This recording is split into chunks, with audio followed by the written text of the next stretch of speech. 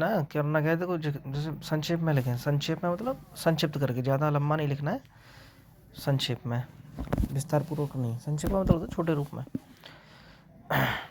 हाँ अच्छा, प्रश्न एक व्याख्या करें। व्याख्या का मतलब है भाई उन्हें पूरा, तुम्हें पूरा समझाना है कि क्या हुआ कैसे हुआ। पहला क, उपनिवेशों में राष्ट्रवाद के उदय की प्रक्रिया उपनिवेशवाद विरोधी आंदोलन से जुड़ी हुई क्यों थी।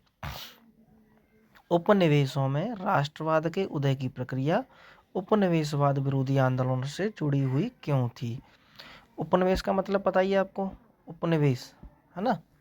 जैसे जब अंग्रेज आए थे भारत में, तो अंग्रेजों ने जब भारत को अपने कंट्रोल में ले लिया, नियंत्रण में ले लिया, सामाजिक आर्थिक राजनीतिक रूप से, तो भारत उनका बन गया उपनिवेश, है ना। और जिन्होंने उपनिवेश बनाया वो कहलाएंगे उपनिवेशक, ठीक है। तो इसमें से जो इम्पोर्टेंट हैं, एक तो ये कि भाई भारत के लोग रॉलेट एक्ट के विरोध में क्यों थे। रॉलेट एक्ट कब आया था, 1919 ईस्वी में, है ना, 1919 में आया था। इसे हम जो है काला कानून या अंधा कानून, बिना वकील, बिना अपील और बिना दलील वाला कानून भी कहते हैं। इसके विरोध में ही तुम्हारा जलियांवाला हत्याकांड हुआ था 13 अप्रैल 1919 को, और इससे पहले 10 अप्रैल 1919 को ये घटना और हुई थी। मार्शल लॉ लगा दिया गया था। तो मार्शल लॉ मतलब सैन्य कानून, मार्शल लॉ लगा दिया गया था। उसके बाद भी जो जनसभाएं हुई, तो फिर जो जनरल डायर था उसने जलियांवाला बाग में इस हत्याकांड को जो है किया था। एक तो ये ग क ग और एक घ, गांधी जी ने असहयोग आंदोलन को वापस लेने का फैसला क्यों लिया। तो भाई गांधी जी ने असहयोग आंदोलन शुरू कब हुआ था, 1919 में ही शुरू हो गया, 1919 में हाँ शुरू हो गया था असहयोग, तो सत्याग्रह के नाम से। लेकिन बाद में फिर ये असहयोग खिलाफत का रूप ले लिया इसने। और 1921 में असहयोग खिलाफत आंदोलन की शुरुआत होती है, 1921 में, ध्यान रखना। अच्छा, वापस लेने के पीछे क्या क्या क्या दिक्कत हुई। वापस इसलिए लिया गया था क्योंकि 1922 में गोरखपुर के पास एक स्थान है चौरी चौरा, तो वहाँ पर जो है एक पुलिस चौकी में आग लगा दी थी, है ना। तो फिर आंदोलन जो है हिंसात्मक रूप लेता चला गया था, और गांधी जी अपने आंदोलनों को अहिंसात्मक रूप से जो है शुरू करना चाहते थे, इसलिए असहयोग आंदोलन को वापस लेना पड़ा, ठीक है। ये है, एक तो ये रहा आधुनिक राष्ट्र में उदय की प्रेरणा उपनिवेशवाद आंदोलनों के साथ गहरी तौर पर जुड़ी हुई क्यों थी, ठीक है। ये रहा इसका आंसर पूरा, ये आप यहाँ से जो है पढ़ सकते हैं, जीरा पूरा, ठीक है। जूम करके वीडियो देख सकते हैं, या नहीं तो पॉज करके पढ़ लेना। और उसके बाद आता है आपका ग, वेरी इंपॉर्टेंट है ना, ये रहा, भारत में रॉलेट एक्ट का विरोध क्यों किया गया था 1918 ईस्वी में। ये व्याख्या करनी है इनकी, ये टॉपिक मिलेंगे, इन पे लिखना है, ठीक है। 1918 ईस्वी में अंग्रेजी सरकार ने रॉलेट की अध्यक्षता में एक समिति नियुक्त की, जिसका उद्देश्य भारत में क्रांतिकारी आंदोलनों को रोकने के लिए कानून बनाना था। इस समिति ने 2 कानून बनाए, जिनके द्वारा सरकार को स्वतंत्रता आंदोलन का दमन दमन मतलब उनको नष्ट करना, दमन करने के लिए असीमित अधिकार मिल गए। इनका प्रमुख कानून था, सरकार राजनीतिक कैदियों को बिना मुकदमा चलाए जेल में 2 साल के लिए कैद कर सकती है। ध्यान रखना, कितने साल के लिए, 2 साल के लिए, जिसके लिए ना तो कोई अपील कर सकता है, ना कोई वकील कर सकता है, ना कोई दलील चल सकती है। भारतीयों ने इसे काला कानून कहा, इसे ब्लैक लॉ भी कहते हैं, काला कानून भी कहते हैं ना, काला कानून भी कहते हैं, बिना अपील, बिना वकील, बिना दलील वाला कानून भी कहते हैं। तथा इसके विरोध में हड़ताल व प्रदर्शन किए। गांधी जी ने भी इसके विरुद्ध आंदोलन प्रारंभ करने का आह्वान माने बुलावा देना, अपनी जनता को एक आह्वान करना, बुलाना कि इसके विरोध में हमें आंदोलन खड़ा करना है। उनका यह विरोध अंततः असहयोग आंदोलन के रूप में प्रकट हुआ, ठीक है। अच्छा, ये प्रश्न घ कि भाई गांधी जी ने असहयोग आंदोलन को वापस क्यों लिया, व्याख्या कीजिए।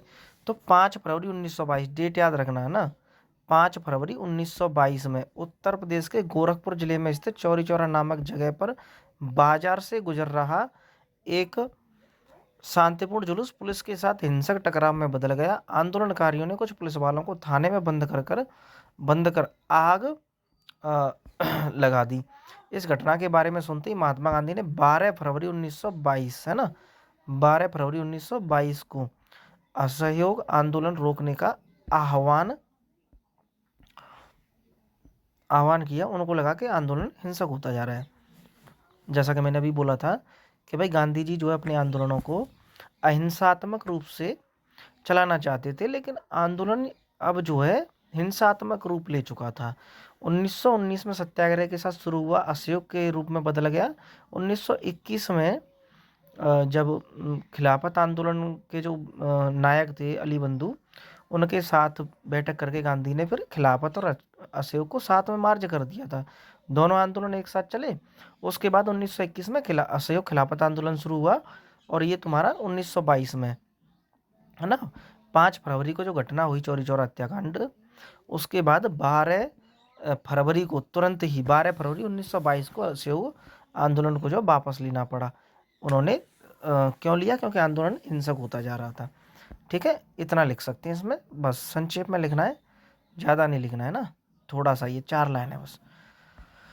अच्छा, सत्याग्रह के विचार का क्या मतलब है? पहले तो समझा कि सत्याग्रह होता क्या है भाई। सत्य का आग्रह करना, है ना। सत्याग्रह का क्या मतलब है? सत्य का आग्रह करना।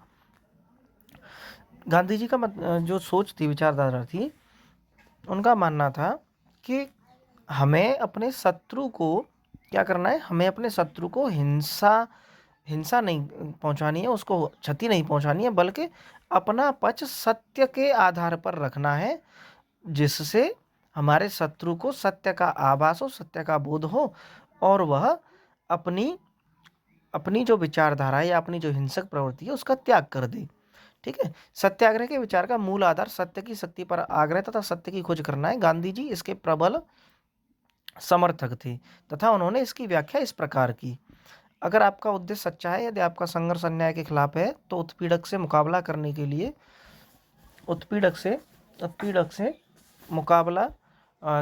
लिए आपको किसी शारीरिक बल की आवश्यकता नहीं है। प्रतिशोध की भावना या आक्रामकता का सहारा लिए बिना सत्याग्रही, सत्य का आग्रह करने वाला, वह व्यक्ति जो सत्य का आग्रह कर रहा है, उसे सत्याग्रही कहते हैं। केवल अहिंसा के सहारे भी अपने संघर्ष में सफल हो सकता है। इसके लिए दमनकारी शत्रु की चेतना को झिंझोड़ना चाहिए। उत्पीड़क शत्रु को नहीं, बल्कि सभी लोगों को हिंसा के जरिए सत्य को स्वीकार करने पर विवश माने उसे मजबूर करना, विवश करने के बजाय सच्चाई को देखने और उसे सहज भाव से स्वीकार करने के लिए प्रेरित किया जाना चाहिए। और फिर अंत में इस संघर्ष में अंततः सत्य की ही जीत होती है। गांधी जी का अटूट विश्वास था कि अहिंसा का धर्म सभी भारतीयों को एकता के सूत्र में बांध सकता है। ठीक है, अब उसके बाद भाई निम्नलिखित पर अखबार के लिए रिपोर्ट लिखें: जलियांवाला बाग हत्याकांड और साइमन कमीशन। सबसे पहले हमें करना क्या है? करना हमें ये है कि भाई जलियांवाला जो हत्याकांड है उसके बारे में हमें पहले तो पढ़ना पड़ेगा, पूरी जानकारी होनी चाहिए, कब हुआ, कैसे हुआ, वजह क्या थी, है ना। क्योंकि रिपोर्ट लिखनी है, घटना की जानकारी देनी है। मान के चलो कि जैसे हमारे आसपास कोई घटना घटित होती है ना, हमारे आसपास कोई घटना घटित होती है, अब उसकी हमें रिपोर्ट देनी है, तो कैसे देंगे? रिपोर्ट देने के लिए हमें क्या करना है कि हमें उस घटना की पहले तो जानकारी होनी चाहिए, पूरी जानकारी होनी चाहिए। घटना क्यों हुई, उस घटना के कारण क्या थे, उस घटना स्थल पर जो भीड़ जमा हुई उसके उद्देश्य क्या थे। तो जाहिर सी बात है कि भाई रॉलेट एक्ट आया हुआ था 1919 का उस समय, है ना, और उसी के विरोध में ये जो है घटना जो है हुई, क्योंकि उस वहाँ पर जो सत्याग्रही जो है अपना जो है पक्ष रख रहे थे सरकार के सामने कि भाई ये कानून गलत है। 1918 में ये रॉलेट एक्ट की अध्यक्षता में एक समिति नियुक्त की, जिसका उद्देश्य भारत में क्रांतिकारी आंदोलन को रोकने के लिए कानून बनाना था। ठीक है ना, इसी रॉलेट एक्ट के विरोध में जो है ये सारी घटनाएं हुई। तो करना क्या है, देखो, जैसे संपादक टाइम्स ऑफ इंडिया दिल्ली महोदय, ऐसे करके जो है ये ध्यान रखना, याद ही कर लेना, ठीक है, लेकिन तिथियां और फैक्ट याद होने चाहिए। अच्छा, फिर लिखना क्या है, आज 13 अप्रैल 1919 ईस्वी की शाम को जलियांवाला बाग में भयंकर हत्याकांड हुआ, जिसने विश्व मानवता को शर्मिंदा कर दिया। इसमें एक और अपने अपने आप को सभ्य, सभ्य माने लिटरेट, है ना, पढ़ी लिखी, शिक्षित, सभ्य कहने वाली अंग्रेजी सरकार थी, और दूसरी तरफ असभ्य, अशिक्षित माने जाने वाले भारतीय थे। यह घटना इस प्रकार घटी, अब घटना के बारे में जानकारी देनी है ना, कि भाई इस प्रकार घटी। डॉक्टर सैफुद्दीन किचलू और डॉक्टर सत्यपाल की गिरफ्तारी के विरुद्ध अमृतसर में सार्वजनिक हड़ताल हो गई है। अच्छा, क्योंकि ये जो प्रमुख नेता थे ना, ये लीडर, ये जो है उसके विरोध में ही कार्य करते थे, इनको सरकार ने जो है गिरफ्तार कर लिया। अब हुआ क्या, इसके विरोध में जो सार्वजनिक हड़ताल हो गई और हर जगह जनसभाओं का आयोजन होने लगा। जनसभाएं, जन माने जनता की सभाएं, लोग अपनी सभाएं बिठा रहे थे ताकि उसका विरोध कर सकें। इसी समय आज 13 अप्रैल को बैसाखी वाले दिन लोग बैसाखी के मेले में सम्मिलित होने के लिए, अच्छा उस दिन ना मेला लगा हुआ था वहाँ पे, है ना, जलियांवाला बाग में। और कहते हैं कि ये जो चारों तरफ से चार दीवारी से घिरा हुआ था, और इसका गेट बंद करके जब डायर ने जो डायर है, जनरल डायर, उसने गोली चलवाई थी, क्योंकि लोगों को कहीं आने जाने का कोई व्यवस्था ही नहीं मिली। तो कहते हैं कि भाई हजारों की संख्या में लोग मारे गए। वहाँ कुआं वगैरह भी था, उसमें भी लोग अपनी जान बचाने के लिए कूद पड़े थे। इसी समय आज 13 अप्रैल को बैसाखी वाले दिन बैसाखी मेले में सम्मिलित होने के लिए इस बाग में बड़ी संख्या में एकत्र माने इकट्ठा होना, एकत्र हुए। इसी बाग में एक शांतिपूर्ण जनसभा चल रही थी। अचानक जनरल डायर, जालंधर डिवीजन का कमांडर, है ना, सैन्य कमांडर था, मार्शल लॉ लगा हुआ था ना, इसलिए सेना आई थी। सेना की एक टुकड़ी के साथ यहाँ पहुंचा। उसने बाग में मुख्य द्वारों को बंद कर दिया तथा बिना किसी चेतावनी के निहत्थे लोगों पर गोली चलाने का आदेश दे दिया। यह गोलीबारी 10 मिनट तक चलती रही, चूँकि लोगों को बचाव का कोई मार्ग इसमें से नहीं मिला, है ना, कोई मार्ग नहीं मिला। इस कारण वे इसमें फंस गए। प्राप्त जानकारी के अनुसार एकत्र लोगों की 20,000 के आसपास थी, जो वहाँ पर लोगों की संख्या थी 20,000 के आसपास थी, और इसमें से 1,000 लोग मारे गए हैं, जबकि सरकारी आंकड़ों में यह संख्या 379 बता रहे हैं ना, 379। मारे कितने गए, 1,000 लोग, सरकारी आंकड़ों के हिसाब से 379। ठीक है। इस घटना की जानकारी जैसे ही लोगों को प्राप्त हुई, उसमें सरकार के विरुद्ध आक्रोश माने गुस्सा, आक्रोश और गुस्सा भड़क उठा है, तथा अमृतसर तथा पंजाब के अन्य भागों में तनाव का माहौल बन गया है। अतः सरकार ने स्थिति काबू पाने के लिए सारे पंजाब में मार्शल लॉ लगा दिया है।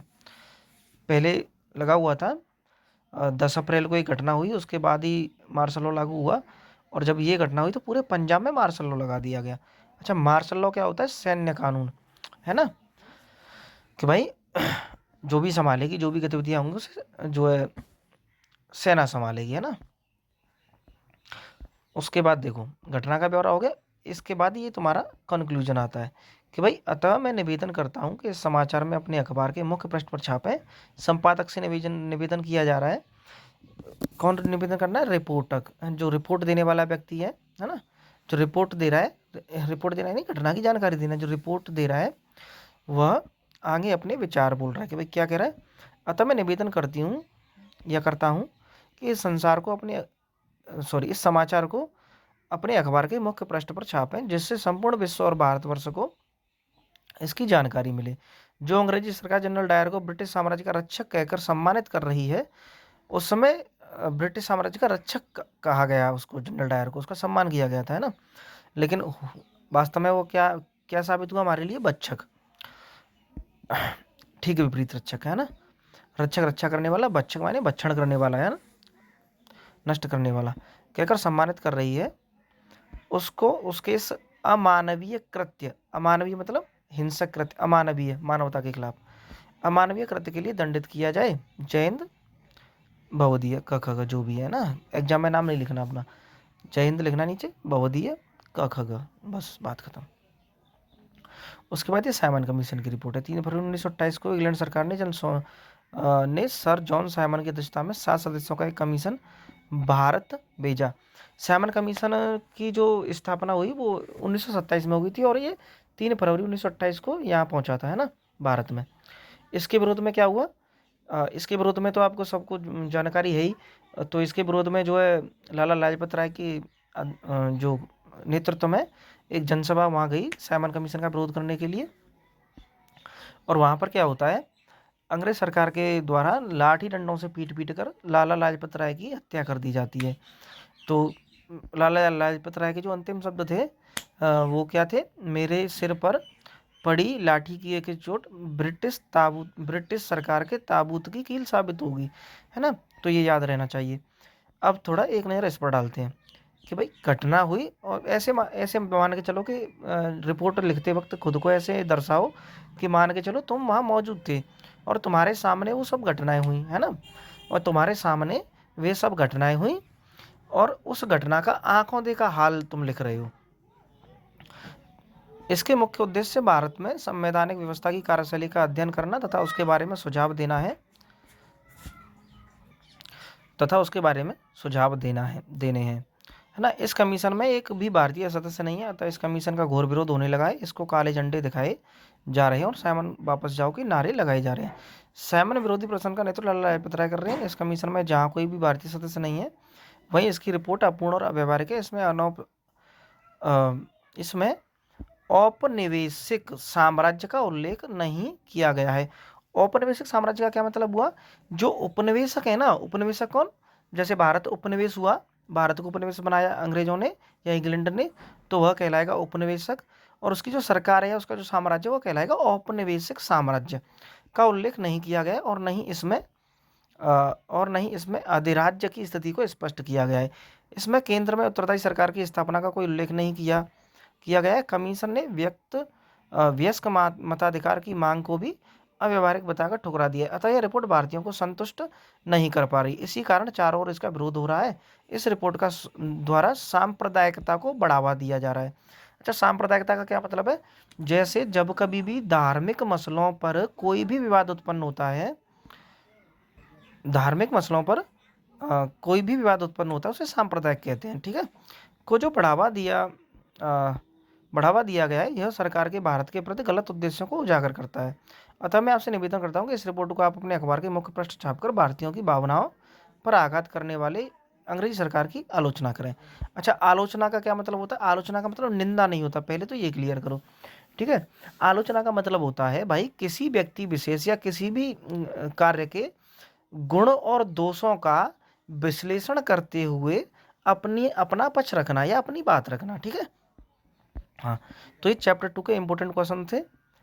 और ये एक है भारत माता की छवि की जो है जर्मेनिया से तुलना की गई है। ये इन पे एक नज़र डाल लेना है ना, इसमें ज़्यादा समझाने लायक नहीं है, आराम से कर सकते हो। और ये रहा दोनों का।